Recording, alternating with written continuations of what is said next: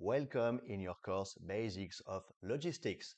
I am your instructor for this course and I will embark you on this journey through logistics with my extensive experience in SAP and ERP global supply chain project management implementation for more than 10 years, although teaching and instructing project members and key users and various people working in logistics. In this course, you will learn about logistics, from the definitions through the story, stages of development, main functions, principles, also the classifications of logistics, what are the links to logistics systems, and how it goes all through cost and accounting. Plus, we will see the different types of logistics, the purchase, product, distribution, transportation, all the way up to storage. You will gain solid knowledge about inventories in the logistics system, the meaning, the functions, the control, and the use of inventories in logistics systems. We'll also have a look at logistics service and how it is linked with logistics centers.